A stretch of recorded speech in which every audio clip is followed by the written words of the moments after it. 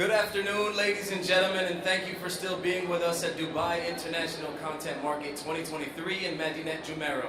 Allow us to continue to our next panel discussion, which is Innovative Tech Solutions, Redefining Content Creation and Distribution. Please help me in welcoming our moderator, Laura Ghisiglieri from BB Media. Hi. And our panelist, Sila Khair from Sema Art. Wiliam Page from 1001. Ezgi Eskikanbur from DigiGuardians. And Khaled Hatrash from Dubai Studio City. Have a wonderful discussion. Thank you everyone for being here. We are going to talk about innovative tech solutions, redefining content creation and distribution. My name is Laura Ghisiglieri. I'm in charge of global development and marketing at BB Media. For those who doesn't know, BB Media is a market research company specifying in data science among the streaming landscape. We analyze the movies and series that are available worldwide, and we understand the consumption metrics among different markets. So now I'm gonna let everyone introduce themselves, their roles, and their role in specifically content creation. So maybe Ezgi, we can start with you and go down the road. Yeah. Is it working? Yeah, perfect. Hello everyone. It is a pleasure to be here in this sunny, beautiful Dubai day. So this is Ezgi Eskikanbur. I'm from DigiGuardians. I'm the sales manager in this company, or as we like to say, I'm the sales guardian. So yeah, I'm quite familiar with the content business, with 8 years in media and entertainment industry, 4 years in content sales, 2 years in global content trends. For now, 1.5 years, I've been with DigiGuardians. DigiGuardians is a global anti-piracy content solution company, which we are combining technology and law into fighting with the piracy. We have been delivering our services to the streamers, distributors, production houses. We achieve this with our own developed technology. So yeah, we provide strategic fulfilled protection plans to the content owners. Thank you.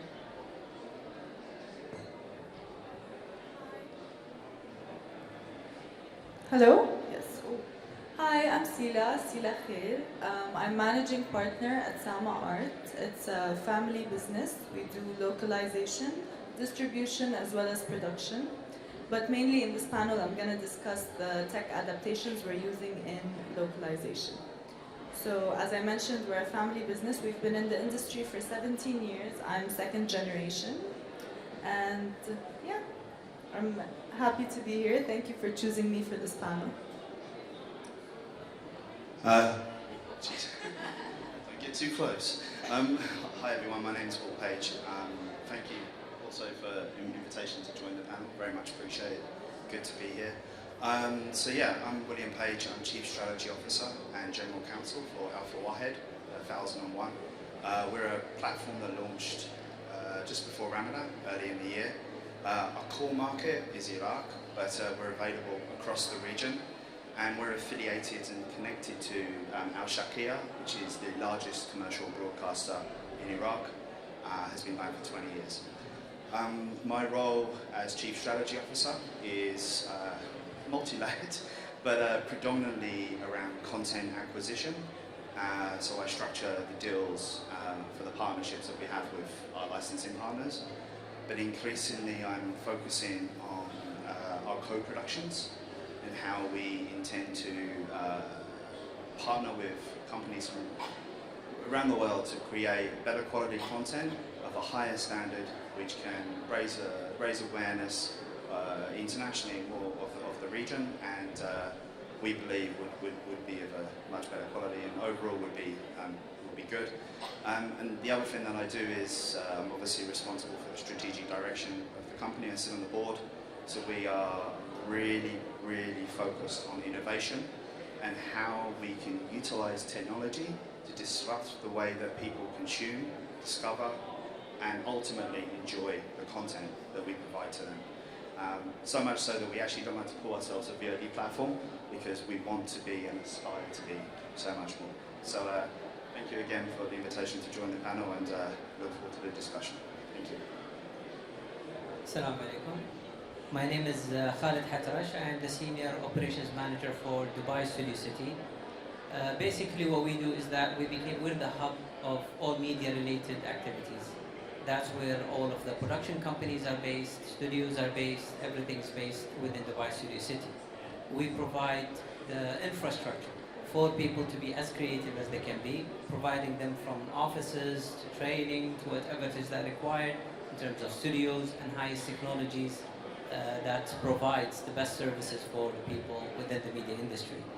I'm happy to be here. As you can see, the DICM talk powered by Dubai Studio City. Yay!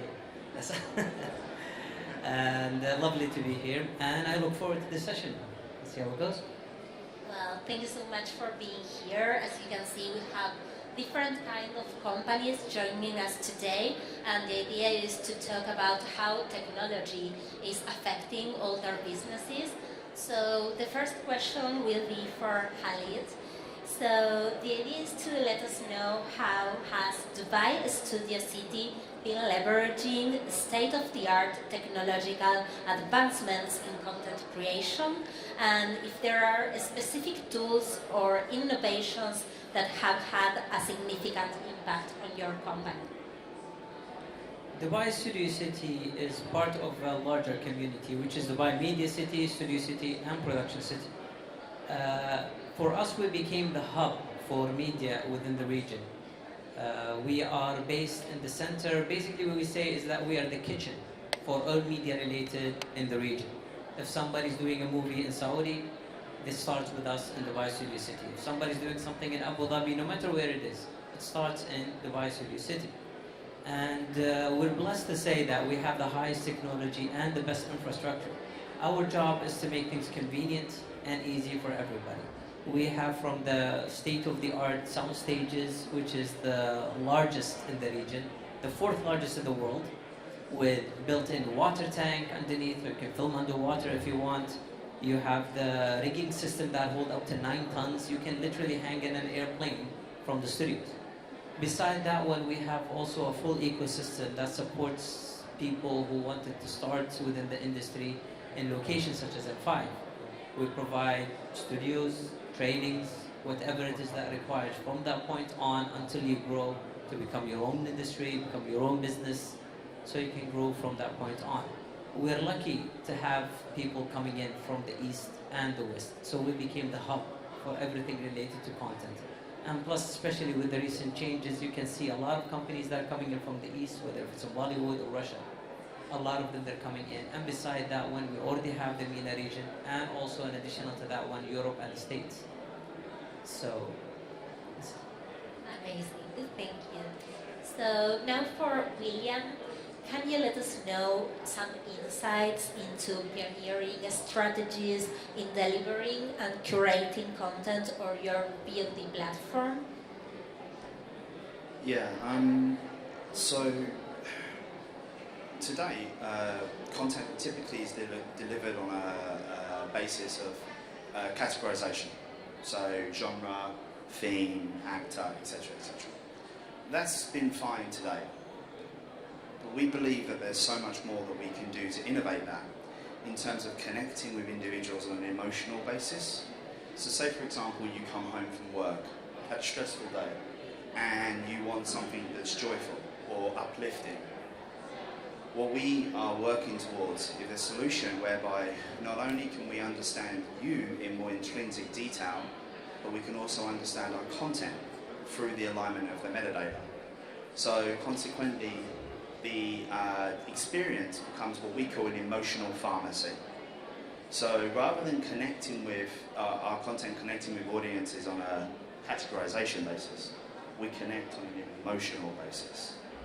And therefore, we engage with our users in a way that, frankly, very few other platforms are able to do. Now, we're young, we're relatively new as a platform, so we're building out our technology stack. But fundamentally, innovation is critical, both on innovation in terms of the technology, but also, to answer the second part of your question, innovation in terms of the content. So we're trying to also experiment with different types of content, forms, and expressions. So the content experimentation and technology experimentation is critical to how we believe we can connect with our audience and, frankly, grow with them as well. Sounds great. I'd love to have recommendations because of my mood. So now for Ezgi, in the context of digital piracy, how AI is helping you with all of that? Yeah, it's a great question. You know, over the past decade, at DigiGuardians, we have closely monitoring industry dynamics, and we collaborated too many content owners. So, like in our commitment, we create our own technology. Our technology based in AI, machine learning, which is grounded in audience behavior. So, when we are delivering our services to our clients, we are taking their titles like our content. So AI empowers us to stay ahead, foresee unpredictable scenarios, threats, like empowering us for seeing what kind of threats, potential threats can come with different platforms. So it's our powerful tool. That's great to know how AI to help you with all of that, because it's not easy to avoid piracy, so it's very important to have you. And Sila, so can you shed some light on the technological adaptations required for localized content? So 51% of the demand on content globally emerges from this area, from Europe and the Middle East. So that means that localization demands have doubled, if not tripled. So that means we're overwhelmed, overbooked, and we have people sleeping in the studios at night to try to finish the load that we have because it's increased exponentially. So localization refers to dubbing and subtitling. It's a multi-step process and it's highly manual. So where AI or tech has been able to help is in specific steps of the process. So you find maybe in other languages and for content that is more informative or documentaries or voiceovers, AI is able to take the project from A to Z, but because synthetic voice cannot yet mimic human emotions, cannot yet mimic the range we have in voices, so for us specifically, and also because of the complexity of the Arabic language, the human touch is still very important. So we use tech and AI where we can. For example, the first step of our process is usually translation. Translation, when done by people, because of it takes a lot of time, but when a computer does it, it's instantaneous, and then you need a bit of time to overlook or to proofread. So that's very, very time-preserving and cost-effective. So, and also, in the end of the process where we do QC and quality control, that's when we've seen tech be very beneficial. But, the technology is rapidly improving, but for Arabic at least, not yet. Not yet at the level as it exists in other places and other territories. Well, but it's great that you are using that, and it's time-saving. So, Dalit, how do you perceive AI in the content creation process? Do you imagine new productions completely made by AI? Is it something that comes to help you, or kind of the adversary, maybe? Sure. See, technology is rapidly changing, especially when it comes to production. I think a few years back, the LED screen was the biggest technology. Mandalorian, they did that one. It was absolutely fantastic, revolutionary. Now we don't see it as much. Now, with artificial intelligence, now I met one of the filmmakers. It's about a Hollywood project that they wanted to do. And he's saying that now we can cut down the cost from 50 million all the way to 5 million. only. I was like, how can you do that? He said, we're using AI. We don't need as many actors, we don't need as many crew to be involved in the project. This one is exciting and scary at the same time, but the thing is that this one, if we look at it differently, from a technology perspective, this one can give an opportunity to a lot of people without a budget. Anybody can do that one. If it became a lot more accessible, that means you will see a lot more content creators, a lot more new projects coming out, and a lot more exciting projects. And I find this one very exciting and very thrilling. Yes, it's scary on one side, but at the same time it's also exciting. Thank you. Ezgi, considering the evolving landscape of digital piracy, could you shed some light on the primary platforms through which pirated movies and series are currently found? And maybe if you can share some insights into the number of unauthorized contents that your team has successfully removed from such platforms, that would be great. Yeah, of course. The rise of digitalization and sped up by the pandemic and social media platform as the major platform for the piracy tool. If you look at this year's piracy consumption in the breakdowns in the industry, Telegram and Discord, they are the major place in the market. So, and Telegram and Discord, they have closed chat groups, and people are watching the content from their WhatsApp groups. It's silly, but it's very common for our audiences. So another noteworthy platform is also TikTok.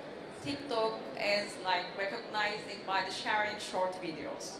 Even TikTok pirates, they're uploading within all episodes, with partly 10 seconds videos into the TikTok, and people can also access the content, TV series, the film, whatever it is, with all episodes. So it comes to you as a content owner it's harmless, it's kind of marketing purposes, but it's not. It's negatively affecting on your content value. And what we DigiGuardians we are offering, we have our system and we have really good collaborations with the platform. So we are removing just the seconds. You can do by your side, but it's gonna take 3 days. 3 days is too much for the piracy. So in the number about our operations, it's hard to say we are eliminating millions of pirated content, but it will be more accurate to show our access without success ratio. We eliminate in the last 3 years 96 out of 100, which means we eliminate almost everything, because it's not possible removing everything from the internet. Internet is deepest ocean. But majority of our operation is really good. We don't have any limitation in the in specific region or at any language. We are quite capable to do that. Thank you. Well, congratulations, because it should be hard to go after all the pirates over there, so it's a huge work that you're doing. And William, do you have specific strategies for implementing AI in your discovery and search engine?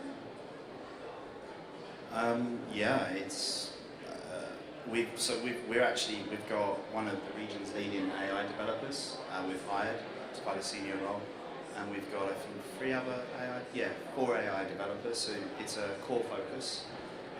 Going back to my earlier point, the recommendation algorithm is it's driven by AI. Fundamentally, I would go as far as to say one of our main pillars is we are an AI company because we believe that content can be discovered and curated in new ways through utilising AI in terms of the discoverability, the presentation and the interaction. AI has an very important role to play there. So for us, it's fundamental, and I think in our sector, if you haven't got your eye on AI, then you're looking at the wrong thing. That's true, and it's very important to adapt the experience for each end user with that. So it's great to know that you are working very hard with AI. And Sila, how do you tackle the challenge of translating or doubling content and ensure that the message is the same than in the original language and preserve that essence and authenticity? So the first step was translation. Then there is a step specifically designed for preserving and making sure that the messaging is correct, and that is adaptation. So we've been in the industry for 17 years, so we have a lot of experience now about the cultures that we are dealing with as the audience and as the content, as the culture of the content itself.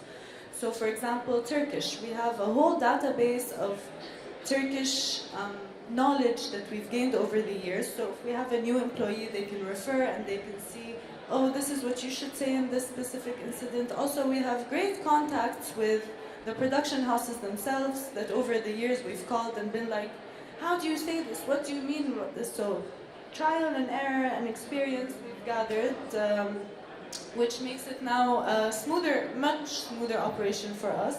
And also, something important is if you're translating for a Syrian audience, give it to Syrians to do it. If you're translating for an Egyptian audience, give it to Egyptians to do it, just so the cultural sensitivity will be there. And that is what AI cannot do. That is where, that is a step in the process where the human touch is very overpowering. You can't have a machine do that. That's important to know also when some people are worried about their jobs with AI, so we'll still need you for that. And well, Ezgi, which are your main challenges when adapting different innovative tech solutions in your respective domains, and how have you addressed them? Yeah, I must say this firstly. You know, one of our competitors, they are giving some services, some superficial services. Let's say they are removing all the pirated content from the search engines and they are saying to the content owners, yes, it's all clean, but no, there is still activated in their websites. What we are doing, I mean, this creates a perception for the piracy cannot be solved. No, it can be solved with a deep dive, with a technology, with a legal knowledge. So if you can combine law and technology together, and if you know how to address to the websites, the pirates in social media, in independent web links or cyber lockers or torrents, if you know the places, you can have that power to prevent everything. So the other challenges is regulation. So each country has a different regulation, different law. But for the copyrights, for the international law, it's there is one time frame set, 72 hours for evaluation and takedown for the pirated websites. It is too short. Let's think about live football match. Match is it's around 2 hours. And in 2 hours, taking an action, and shall we wait for 72 hours? No, it shouldn't be like that. So we should, what we are offering that in that manner, for the illegal football match piracy, for example, we are offering to our clients, we are trying to identify the people who make that illegal streaming. So regulation should be revised to, should be updated in any region, in any places, and we all of in industry, we should actively collect some, fight against the piracy. We should be just a union. So that's why we can take some better results for that. Yeah. Interesting, thank you. And Sila, how do you prioritize UX and engagement in the development and implementation of innovative tech solutions? Any success stories or lessons learned? So the users in this case for us are the professionals working in the studio. So when you want to implement tech or AI or any software into your system, let's say You work in a company and you have to first see where the need for it is. You can't do it all at once. So let's say your accounting department is the department most in need of technological adaptation. Your accounting team should be the ones that work with the software engineers, that tell them what parts of their job are very labor intensive that need technology to replace. So you need to go directly to the people that are going to be using these softwares. It's not a one-size-fits-all, and it's very subjective to each department you're working on will need different technological adaptations. And yeah, I would say involve your employees, your professionals as much as you can, because they have the intel. They can tell you what to build. Right. And William, considering the advances in technology, how do you balance the need for innovation with ensuring that content remains accessible to a wide range of audiences, including those in diverse markets? Sorry, can you just repeat the last part of the question? So, considering that technology advances, how do you balance the need for innovation with ensuring that content remains accessible to a wide range of audiences, including those in diverse markets? Yeah, good question. Okay, wow. So there's various ways you can do that. I think first and foremost, your innovation is in your business model. So I think having SVOD, having AVOD, you have to be diverse, right? You have to change your business model so that people can access and consume content in different ways. So some people are happy to watch adverts, so consequently you offer an AVOD offering. Some people maybe want to see the newest release, so consequently you have a transaction and they buy that new release. So I think you have to use a blended format in terms of your business model, so you have to be more innovative in your business model. Secondly, I'd like to build on what Sila actually mentioned, which I think was an excellent point.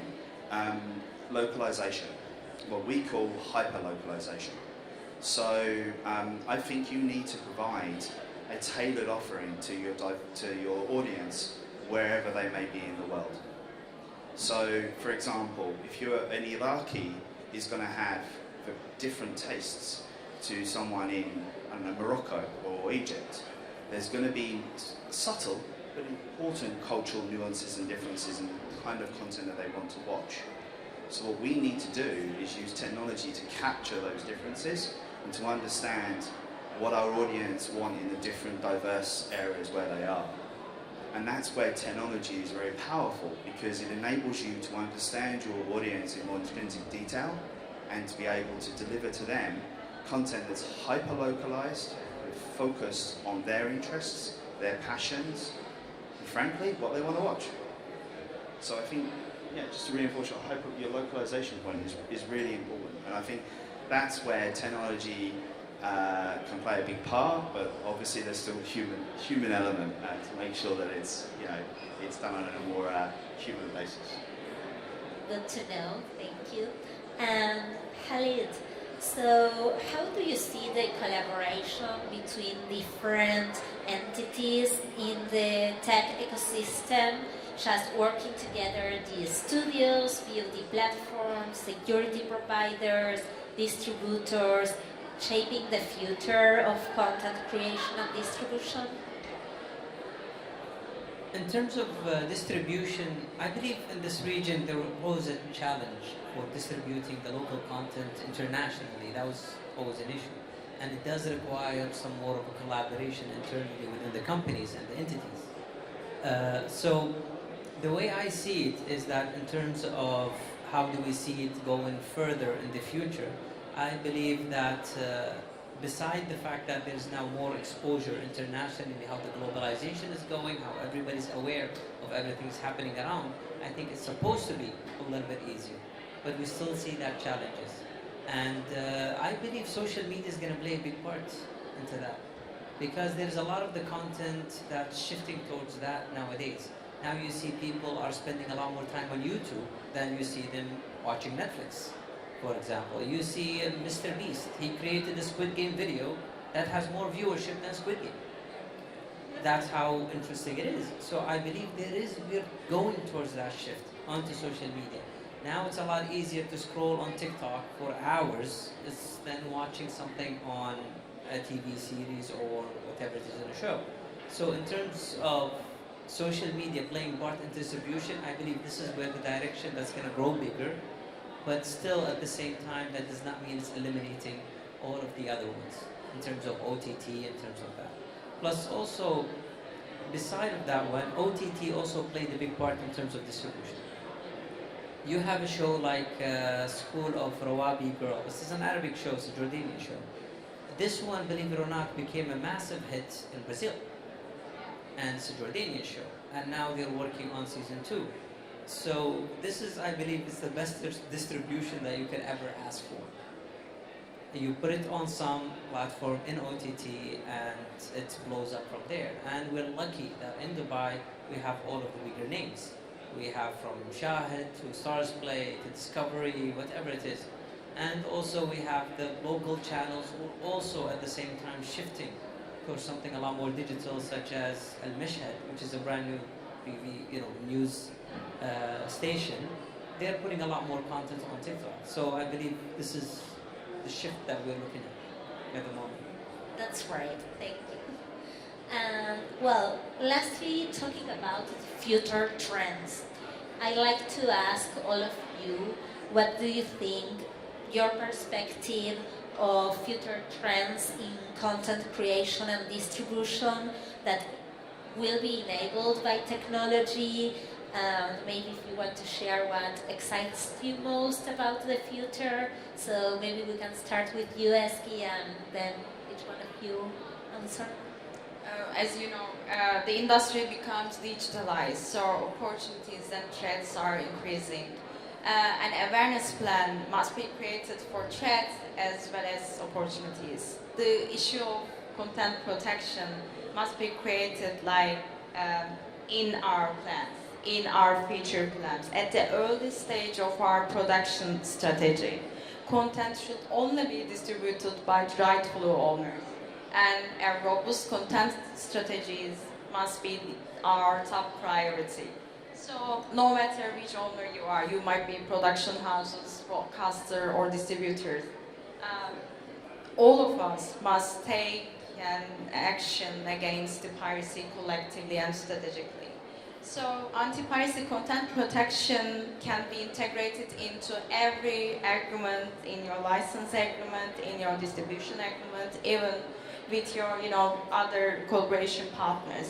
In today's landscape, we're preserving creative endeavors like maximizing content potential and ensuring exclusivity. It's more vital than ever. So we must collectively prioritize and continue in the fight against piracy. So by doing so, we do not only protect integrity of our content, we also foster our creativity, can thrive safely. Yeah. Thank you. Sila, would you like to share your opinion? So, according to a vocal expert that I actually went to a panel about AI and dubbing last year in California, and this was a very interesting point that he made, that the bar is very low for human voice in terms of range, in terms of pitch, in terms of melody, and the robots are starting to sound more and more like us because we start talking to them all the time and we're getting more used to their voices. So in a few years, they're gonna reach a cross where humans sound like robots and robots sound like humans, because if you go to Dubai Mall now and you talk to a 10-year-old kid who is on his iPad the whole time, he probably speaks like this, super monotone with no voice, which is basically what a robot sounds like. So it's gonna start sounding or being more accepted to our ear. So I do see AI taking a huge part in our whole lives, and it's actually a scary thought and a grim thought. So I think it's up to the broadcasters and it's up to the companies to have a moral obligation to dictate the rules when it comes to this. So for example, we have a huge broadcaster. As soon as AI was like booming and dubbing, they sent out a warning that they don't want their content to be treated with AI whatsoever, and that if they find out that any company is doing that, then they're gonna pull away their deal, which I think is a great thing because it saves the art of it. It saves the reason we do this, which is dubbing is acting essentially, and the steps of dubbing is the same steps as creating a production. So there is a possibility for robots to take over the whole world, but it's up to us to control them and not have them control us, essentially.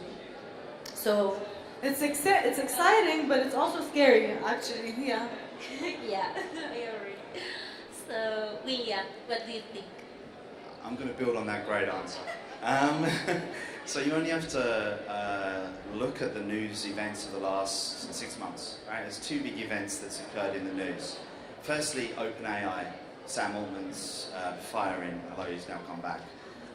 You can see that that's over the point that you quite rightly raised. Like, what does the future hold in terms of what AI could do in terms of every aspect of our society, and obviously content production is one.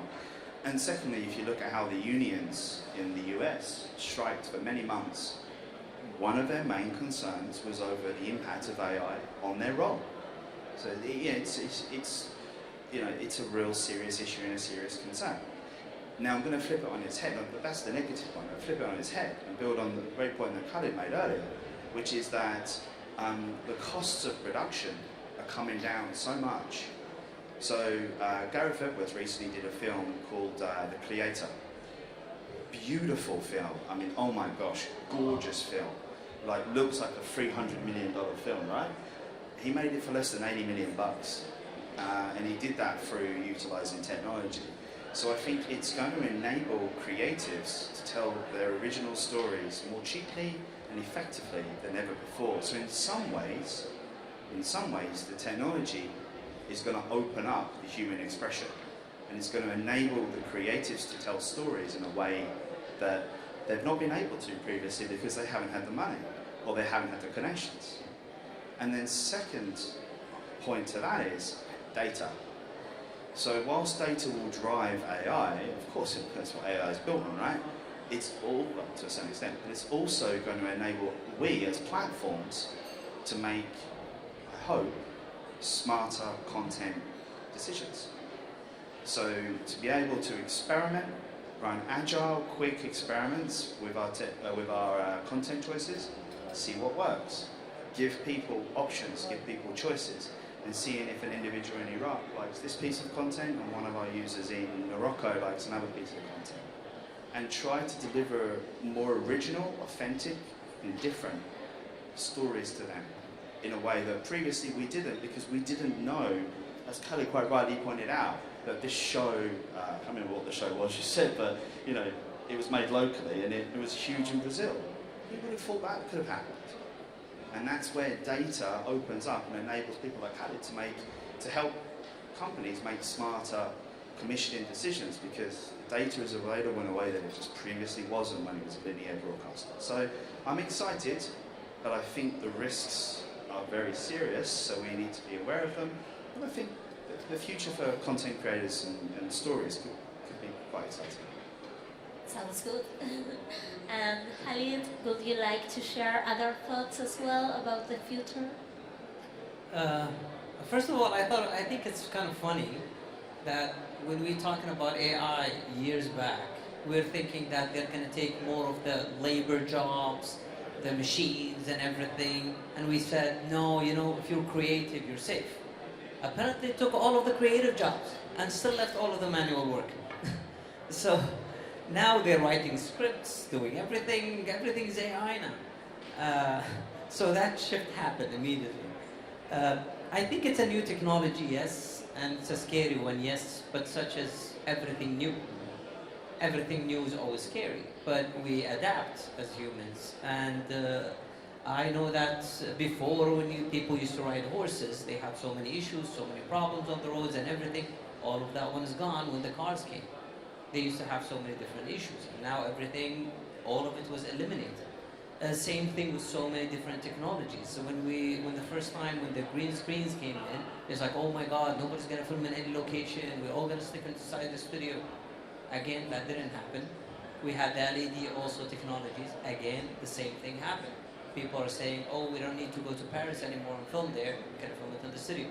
But still, people went ahead and filmed in locations. So yes, it seems scary now. Yes, the robots are taking over. Yes, Terminator maybe is coming. I don't know. But, but I still think that we can adapt. There's going to be, if there's some jobs are taken over by AI, I'm sure that new jobs are going to come up.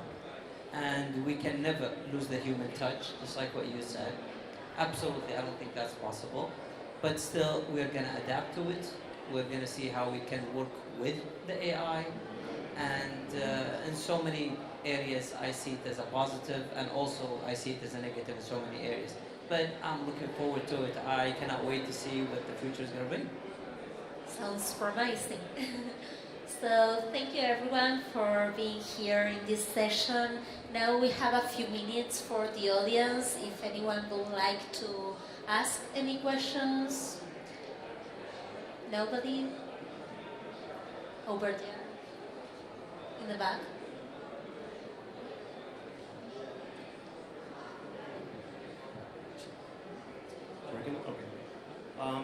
So in regards to technology, so we talked about AI, machine learning, and how it's helping people expedite the process of making things more streamlined. So in regards to technology and like content ownership and for content creators, what is your view on blockchain technology and retaining this ownership for content creators? And how do you see it within the streamline, like the whole pipeline of the industry and how it works? Who would like to answer? Potentially very liberating. Simple. You're cutting out the middlemen. Is anyone here a sales agent? Raise your hand. Okay, great, fantastic. No one's a sales agent. I can be critical. So sales agents are just middlemen. All they do is, frankly, they just reduce the amount of money that goes to the content creators and the producers, the people that finance and make the films, right, and the content. So anything that takes these people out of the chain, in my opinion, is a damn good fit. So blockchain enables people to be financing, enables these middlemen to be cut out, and I think in that sense it can be only seen as a liberating thing because it removes a lot of the antiquated distribution system that has existed for far too many years. So hopefully it will work, but it's still too early to tell. That's another technology that scared people at the beginning, right? Yeah. Now, yeah. Thank you. Anyone else?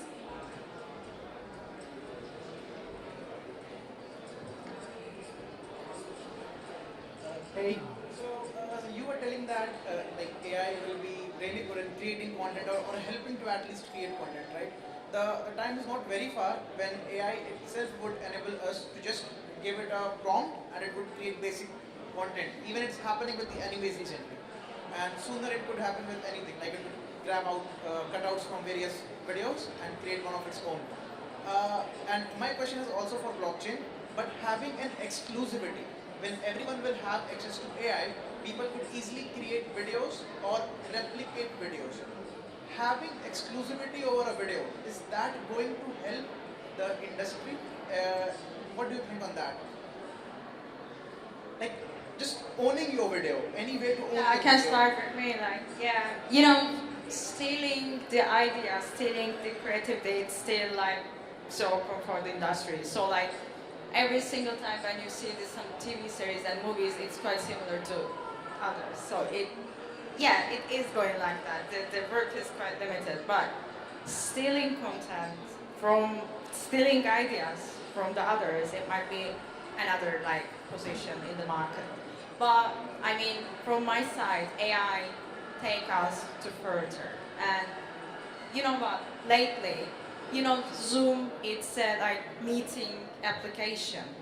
And one pirate, they have announced in his like Twitter account, he says like, I'm gonna broadcast this title, like John Wick or that kind of big title, in Zoom meeting link. I was like, what is going on? Like, you know, okay, piracy is everywhere, like TikTok, Telegram, and everywhere, but Zoom, so people are reaching the different places. So like we should have to be more careful. Thanks to AI, we can recognize easily this kind of threats and this kind of, like prioritization. So yeah, we are quite open for the different kind of like stealings. Thank you. Thank you, Ezgi, and everyone. Do you have more time for one last question? Oh, okay. Hello, my name is Ali Rosa. I'm a member in Sama. I don't want to ask something, just add something about what he was talking about. What I believe that, as you said, guys, AI, we can use it as a tools in part of our progress when you are working on something. But to rely on it to proceed everything through the AI without the human touch, it's not going to work, what I believe. And as Mr. Khaled also mentioned, the different tastes in different cultures, it could not be applied on the work when we are working with the AI. So, at least for now, because maybe it takes so many years to be workable with that level. But I see you can have some speed in the progress when you use the AI, but for sure you will not touch the quality. The quality going to be decreased. That's it. Thank you so much. Thank you. Okay, well, thank you everyone. Thank you, Ezgi, Sila, William, Khaled. Thank you all. Bye. Thank you so much, Ms. Laura, for conducting the session. Also, thank you all the panelists who joined us at the DICM talks. Thanks.